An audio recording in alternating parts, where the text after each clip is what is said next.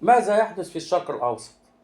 دي الحلقة الرابعة، هنتكلم فيها على إيه اللي بيحصل في الشرق الأوسط. قلنا إن في 3 قوى، إيه؟ دولة فارس، ودولة تركيا، ودولة أبو نجمة زرقاء، والتلاتة دول في صراع بينهم على التورتة اللي هي الوطن العربي، وإزاي إن هم يعرفوا ينهشوه ويقطعوه ويفسخوه وياخدوا الخير اللي فيه ويحتلوه. دولة طبعا الكيان، قلنا عايزة دولة إيه؟ الكيان الكبرى من النيل للفرات. دولة تركيا، الميراث بتاعها هي دي، الدول دي كلها من أولها لآخرها ميراثهم الشرعي وهم عايزينه ومش هينسوه أبدا. دولة فارس طبعا بتتمددت وموجودة في 5 عواصم احتلتهم وخربوا كل العواصم، سواء كانت العراق ملهاش جيش وملهاش ميزانيه، الميزانيه بتاعتها في ايد امريكا، وهي اللي تبعت لهم، ابعتوا لنا كده المصاريف بتاعتكم ايه السنويه واحنا نبعت لكم. شفتوا؟ يعني زي العيل اصلا اللي متاخده منه الفلوس لان انت غير اهل ليها، لان انت حطيت الفلوس بتاعتك في مشاريع عسكريه محرمه دوليا. فعلشان كده الفلوس بتاعتهم، مصادر البترول بتاعتهم عند امريكا، وهم يبعتوا ياخدوا المصروف بتاعهم. يعني دوله محتله محتله. اذا كان الميزانيه بتاعتهم اصلا عند امريكا، يبعتوا ورقه كده فيها عايزين كذا وكذا وكذا، عايزين كيلو سكر وباكو شاي وكذا، ادينا ماما امريكا تديلهم يصرفوا على الدوله. سوريا زي ما انتم شايفينها، لبنان اهي نفس الحكايه برضو اللي فيها حزب الله، وادي اليمن اهي، كلها خراب. كل الدول اللي فيها التمدد بتاع فارس كلها خراب. خد بقى دول تانية زي البحرين، زي الكويت، زي عمان، يعني الدول اللي هي موجوده فيها، واخد بالك، برضو عاملين قلق، عاملين قلق وعاملين مشاكل ومش ساكتين، وبتستغلهم ايران في اي وقت من الاوقات. هوب الناس ديت اصلا موجوده في البلد ومولوده في البلد وبجنسيتها جنسيه البلد، ومع ذلك توجهها وقلبها وحجها لقم. هم ما بيعترفوش ان هم مثلا واحد كويتي يبقى كويتي، لا، هو ايراني. هو بيؤمن بولايه الفقيه، فخلاص بالنسبه له البلد اللي هو قاعد فيها دي ترانزيت، انما البلد الاساسي بتاعته هي ايران. فقالت له اخرب في البلد دي، يخرب في البلد دي. المهم بقى، دخل بقى مين بقى؟ عمك ابو حنان. ايه عاوزه ايه امريكا؟ امريكا عاوزه من منطقه الشرق الاوسط، عاوزه ايه؟ انا اقول لك يا سيدي، عايزه حاجتين. الحاجه الاولانيه قناه السويس ومضيق باب المندب ومضيق هرمز. امريكا حاطه ايدها على كل الممرات والقنوات المائيه في العالم كله، كل الممرات المائيه والمضايق حاطه ايدها فيها. يعني في البسفور هناك في تركيا حاطه قواعد هناك، في 16 قاعدة للناتو موجودين، منهم 2 بتوع الأمريكان في البسفور، وأكبر قاعدة طبعا نووية خارج أمريكا موجودة في تركيا، وقاعدتين للكيان لأبو نجمة زرقاء. ما تستغربش، ما ده دولة إسلامية، وأردوغان دوت الخليفة بتاع المسلمين، السلطان الخليفة. ما تستغربش من الكلام ده. وبتطلع العمليات بتطلع من هناك، واكبر مصنع سلاح في العالم للكيان لابو نجمه زرقاء موجود في تركيا، وبيصنع الدبابات المركبه، بيصنعه هناك موجود في تركيا.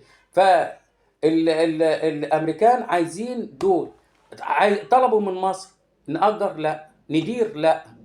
طب نعمل ايه؟ واخد بالك؟ طيب راحوا على فين؟ راحوا على باب المندب.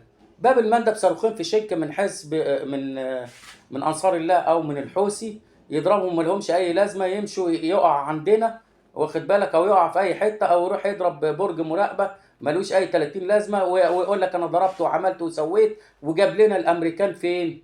في باب المندب. امريكا مش هتطلع من باب المندب. امريكا جت علشان تقعد في باب المندب، وعلشان تعمل قاعده عسكريه تقرب بيها مصر، تضغط بيها على مصر، علشان هو وجوده هنا هيمنع، اولا هيمنع مرور الصين من مروره في البحر الاحمر الى اوروبا والى الدول زي مصر، وخط الحرير الصيني دوت ما يوصلش لمصر ويوصل لقناه السويس، فهو يفرض عليه ضرائب عاليه لما يجي يعدي من هنا. وفي نفس الوقت برضه يفرض ضرائب على الاوروبيين اللي رايحين يجيبوا منتجات منين؟ من الصين. يبقى هو كده ضرب الاثنين كده مع بعض. وفي نفس الوقت يضغط على مصر، هتقبل بالتهجير ولا مش هتقبل؟ لو انت مش هتقبل بالتهجير يبقى ان شاء الله تعالى نقفل لك قناه السويس. قناه السويس بتجيب كام؟ من 8 ل 10 مليار. احنا النهارده يعني اكتر من نص الايرادات بتاعت القناه راح بسبب الحوثيين واللي هم بيعملوه في البحر الاحمر. طبعا هم بيستغلوا مين؟ بيستغل الحوثيين في الصاروخين في شنك اللي هم بيعملوهم، ويقول لك احنا ضربنا، يطلع ابو سريع بتاعهم المتحدث العسكري بتاعهم ويقول لك احنا ضربنا هاري تورمان وضربنا كذا وكذا، وما تبص تلاقي ما فيش اي حاجه. ده انتوا لو كنتوا بتقولوا كده كنت خلصتوا على الاسطول الامريكي كله والانجليزي معاه. لكن ندور ما فيش اي حاجه خالص، ولا خربوش ولا اي حاجه. انما هم جابوا لنا مين؟ جابوا لنا الامريكان في البحر الاحمر ويتعمل فيها قاعده، وعايز ياخد مضيق هرمز وهيضغط على ايران ان انت تقبل ان احنا نبقى موجودين في مضيق هرمز، والبرنامج قصد البرنامج النووي بتاعك. فدوت ايه كنوع من الضغط، ويبقى كده خد الاثنين على مصر. بقى احنا بنضغط على مصر على قناه السويس، تقبلوا ايه؟ طب ايه اقل حاجه زي ما عملوا مع بنما؟ هم عملوا مع بنما ايه؟ الاول طلع قال لك احنا هناخد قناه بنما، وبعدين رجع تاني قال لك طب خلاص، عمل اتفاق معاهم على ان يبقى ليهم امتيازات، والشركات اللي بتدير المواني في بنما مع السلامه باي باي. وان السفن الصينيه لما تعدي من هناك هو بقى يبتدي يفرض عليها ضرائب، يفرض عليها اي حاجه علشان خاطر يتحكم هو، تبقى بضاعته ارخص بضاعه في السوق، ويبيع البضاعه بتاعته بسعر منخفض. في كمان في قنوات موجوده او مضيق موجود في كندا، علشان كده هو عاوز ياخد كندا، فهيفوت كندا على نفس الموضوع. في مضيق تاني موجود في جرينلاند، وعشان كده قال لك انا هاخد جرينلاند. يبقى هو حاطط ايده، هو ليه قوات موجوده اصلا في جرينلاند، بس هي تبقى بشكل رسمي ان انا اتحكم في المضيق دوت اللي هو عند بحر الشمال فوق، واتحكم في المضيق اللي موجود في كندا، واتحكم في قناه بنما. وطبعا جبل طارق، مش هقول لك ان ملك المغرب الله يسامحه، والله الله لا يسامحه، راح جايب الكيان وعامل له قاعده عسكريه ترازي في مين؟ ترازي في الجزائر، وترازي في مين؟ ترازي في اسبانيا. قاعده عسكريه بتاعه ابو نجمه زرقاء موجوده فين؟ هناك في المغرب، عند مضيق جبل طارق. المغرب دي اصلا ليها نشاط، نخلي لها حلقه كده لوحدها نتكلم فيها. المغرب اصلا دوله معاديه لكل الدول اللي جنب منها، واصبحت انها يعني تخطت مرحله التطبيع لمرحله المشاركه. ده ادت الكيان ادت له مليار دولار علشان يضرب في غزه.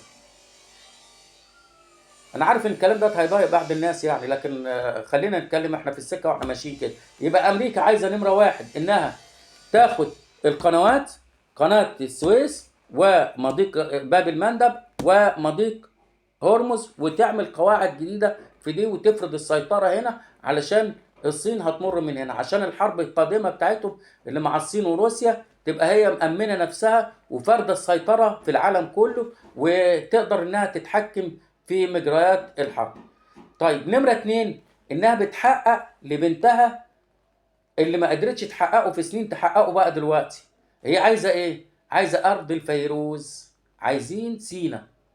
سيبك من اللي بيحصل في القطاع، اللي في القطاع دوت تمهيد لانهم يبعتوا فلسطينيين عندنا يضربوا. انت عارفين طبعا سماح تضرب صاروخين في شنك من اللي هم ما لهمش لازمه، او بومبتين تخش الكيان يقول لك لا ده انتوا مش قادرين تفرضوا الامن هنا عندكم، احنا اللي هنفرضه، واحنا اللي ايه اللي يعني هنفرض الامن عندكم، ونقدر نسيطر على حركه سماح، ويخش يحتلوا ارض الفيروز. وهم طبعا انتوا عارفين ان هم عايزين من النيل للفرات.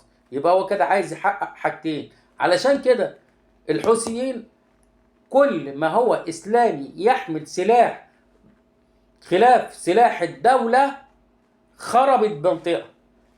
حركه سماح خربت وبتشتغل لحساب ايران، والكيان بيعاملهم على انهم ذراع من اذرع ايران، وامريكا بتعاملهم على انهم ذراع من اذرع ايران، واوروبا نفس الحكايه، وحزب الله وبشار والحشد الشعبي في العراق. وهنرجع له تاني لانه هيحصل فيه بعد ما يخلصوا في موضوع اليمن، هيرجعوا تاني للحشد الشعبي، وهيرجعوا تاني لتركيا للعراق بايه الذريعه، ايه الحشد الشعبي. برضه هيضرب صاروخين ما لهمش اي لازمه، تخش الكيان يخش عشان يضرب ياخد يحتل عنده الفرات. ما فيش جيش اصلا هناك. ما هو برضه ده اسلامي، بس اسلامي ايه؟ شعشيع. فالشعشيع دول مخربين الدنيا بما فيهم حركه سماح. ما تعتبرهاش من السنه دي، برضه ذراع من اذرع ايران، وخربت الدنيا، خربوا المنطقه كلها من اولها لاخرها. صلوا على النبي في كومنت. واكتب لي رايك في الكومنتات، واكتب تحيا مصر كتر كده منها وعلشان ينتشر الفيديو، ولايك وكومنت وشير. وما تنسناش بالتسكرايب. الله يبارك فيكم. عايزين 10 15 واحد في الفيديو ده كده علشان نفتح بث مباشر من قناة اليوتيوب. والسلام عليكم ورحمة الله وبركاته.